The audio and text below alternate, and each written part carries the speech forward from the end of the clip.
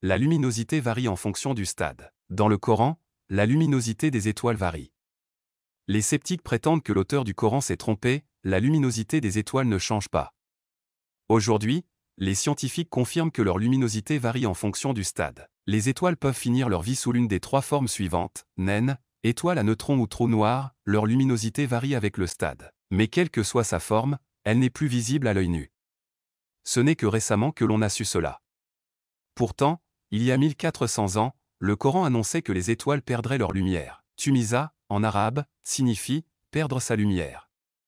Aujourd'hui, nous savons que toutes les étoiles deviendront invisibles à l'œil nu. Comment un homme analphabète qui vivait il y a 1400 ans aurait-il pu savoir que les étoiles allaient s'éteindre? Notre Soleil est une très petite étoile. En fait, notre système solaire, y compris les atomes dont vous êtes faits, provient d'une étoile mourante 100 fois plus massive que notre Soleil. Certaines étoiles sont même plus grandes que notre système solaire, vous pouvez donc imaginer à quel point les étoiles sont grandes. Cependant, selon la Bible, ces étoiles sont si petites qu'elles pourraient tomber sur la Terre. Dans Marc 13, 24-30, Jésus dit que des étoiles tomberont sur la Terre avant son second avènement. En fait, il a dit que les étoiles tomberont sur la Terre avant même que cette génération ne passe. Or, cette génération a disparu il y a longtemps et aucune étoile n'est jamais tombée sur la Terre et ne tombera jamais. Savez-vous pourquoi? Parce que la Terre se vaporisera avant même d'entrer en contact avec une étoile, les événements prophétisés dans la Bible sont donc censés se produire sur la Terre lorsque celle-ci sera déjà vaporisée. Une planète à l'intérieur de notre système solaire. La Bible chrétienne dit que sur le lieu de naissance d'Abraham, les gens adoraient le soleil, la lune et les étoiles. Les archéologues ont trouvé des preuves que ces gens adoraient le soleil, la lune et l'étoile de Vénus. Cependant, les astronomes affirment aujourd'hui que cette étoile de Vénus est en fait la planète Vénus, et non une étoile. Le Coran la décrit correctement comme une planète. L'étoile d'Ishtar. L'étoile d'Ishtar ou étoile d'Inanna est un symbole de l'ancienne déesse sumérienne Inanna et de son homologue sémitique Ishtar. Avec le lion, c'était l'un des principaux symboles d'Ishtar. Ishtar étant associée à la planète Vénus, l'étoile est également connue sous le nom d'étoile de Vénus. Wikipédia, étoile d'Ishtar, 2021. Ces personnes pensaient que Vénus était une étoile. Cependant, le Coran n'a pas fait cette erreur, il dit qu'il s'agit d'une planète. Coran 6, 74-79. Il y a des choses que tu fais qui t'éloignent d'Allah, si tu veux savoir quoi, clique sur le lien dans la description de la vidéo. Abraham dit à son père Azar, prends-tu des idoles pour des dieux? Je vois que toi et ton peuple êtes dans un égarement évident.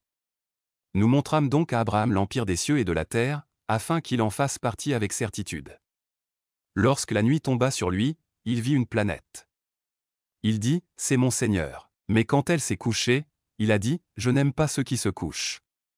Puis, quand il a vu la lune se lever, il a dit, c'est mon Seigneur. Mais quand elle se coucha, il dit, si mon Seigneur ne me guide pas, je serai du nombre des égarés. Puis, quand il vit le soleil se lever, il dit, voici mon Seigneur, il est plus grand. Mais lorsqu'il se coucha, il dit, ô mon peuple, je suis innocent de votre idolâtrie. J'ai dirigé mon attention vers celui qui a créé les cieux et la terre, un monothéiste, et je ne suis pas du nombre des idolâtres. Kokab signifie planète. Ces gens adoraient le soleil, la lune et une planète, pas une étoile. Comment un analphabète qui vivait il y a 1400 ans aurait-il pu savoir que Vénus est une planète? Il y a 1400 ans, personne ne savait comment les planètes gravitent autour des étoiles. Le Coran dit qu'il y a des planètes dispersées. Les sceptiques affirment que l'auteur du Coran s'est trompé, il n'y a pas de planètes errantes, elles sont toutes liées à leur étoile par la gravitation. Aujourd'hui, les astronomes ont découvert des planètes éparses qui errent dans l'espace libre. Les planètes peuvent échapper à l'emprise gravitationnelle de leur étoile et errer dans l'espace libre. Ce phénomène n'a été découvert que récemment, mais il a été décrit dans le Coran 1400 ans avant sa découverte. Un tatara signifie disperser. Ici, les planètes errent dans l'espace libre. Aujourd'hui, les astronomes ont découvert des planètes éparses errant dans l'espace libre. Température de surface du Soleil. Il y a 1400 ans, personne ne connaissait la température de surface du Soleil en Kelvin, mais nous l'avons trouvée dans le Coran. La température de surface du Soleil est de 5778 Kelvin. La température de surface du Soleil est de 5778 Kelvin. Cette donnée n'a été découverte que récemment, mais elle a été décrite dans le Coran 1400 ans avant sa découverte. La première et la dernière occurrence du mot « soleil » sont séparées.